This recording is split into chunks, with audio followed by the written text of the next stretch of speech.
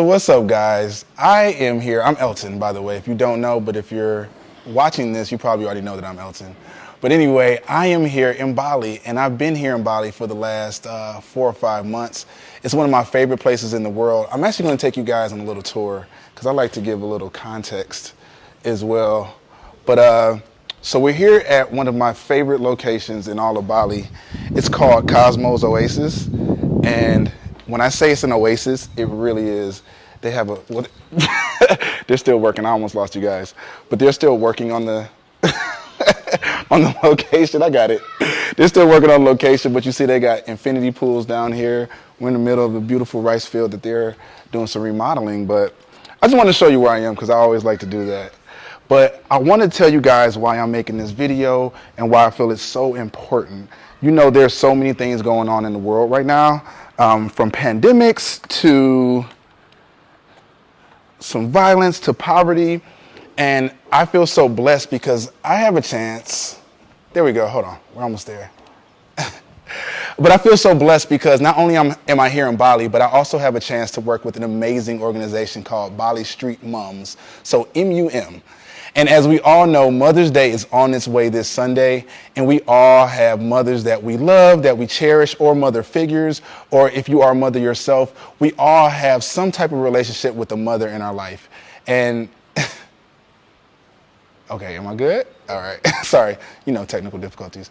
But I wanted to make sure that, I told a story that was particular to me and something that was meaningful to me and my mother because I, want to bring attention to this amazing organization and the people behind it, but I also want to bring attention to just, love and just be able to spread that energy while we're here and going through pandemics and, home sheltering and all those things. I just want to tell a good story from my life. It starts off a little bad, but it turns out good in the end. So basically, I've been traveling for the last 6 months just continuously. I lived in Los Angeles for years, and as you guys may know or may not know, I'm a photographer. I host a travel show, so I'm really big into travel. And I'm just an overall creative. So, I've been spending the last 15 years of my life just working as a creative and traveling and just kind of bringing you all on my journey with me. And one of my favorite places that I've been is Ghana. So I went to Ghana last August. We were filming our final episodes of the travel show and we had a great time. And if you also know, I am West African, so I'm Liberian. My mom is from Liberia. And so, I have a real affinity to West Africa. So I go to Ghana, have an amazing time. We shoot an amazing show. And my next stop is Brazil. I wanted to, start my travels in Brazil and continue on from there. So I got to Brazil. Things are going great. I'm there for a week. Life is great. I'm eating fresh acai bowls, having a great time. And I start feeling weird. I start feeling very weird to the point where I'm trapped in bed. My body's filled with chills. I'm waking up in cold sweats, having hallucinations.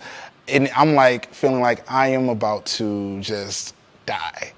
And come to find out, so first thing I do, like most of us do, is I call my mom. I said, Mom, I am not feeling good. And, love my mother to death, but she can sometimes overreact. And in this case, it was amazing that she did overreact because what I didn't know is that I had contracted malaria. And so while I was in Ghana, I didn't take the malaria pills like I should have, and I ended up contracting malaria. And like any good mother, any amazing mother, my mom dropped everything and hopped on a plane. The second I told her I was sick, she hopped on a plane to Brazil, had never been to Brazil before, does not speak Portuguese, but she knew that she had to come and take care of her son. So as soon as she touched down, we went right to the hospital, and I actually was hospitalized for 8 days. I mean, not 8 days, but 5 days straight. Had to fight for my life. I lost like 20 pounds.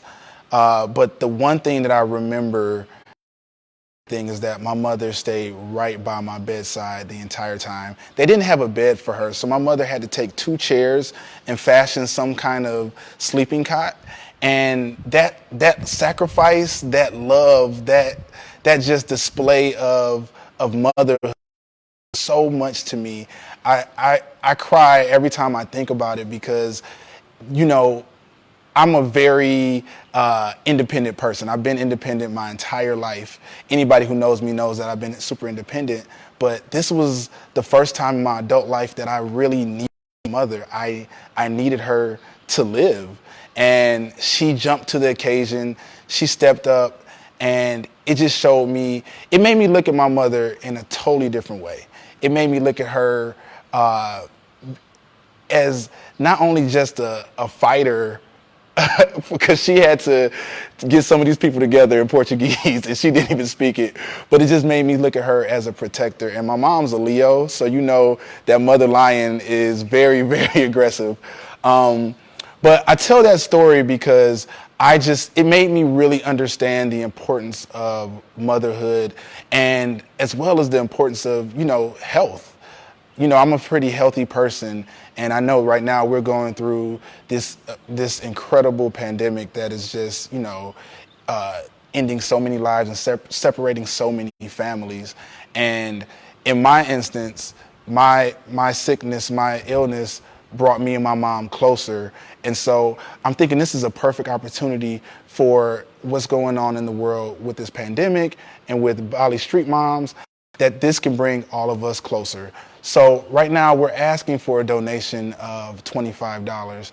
And I know times are hard financially for everybody in the world, but that $25 can have such an impact on the life of a Bali street mom out here.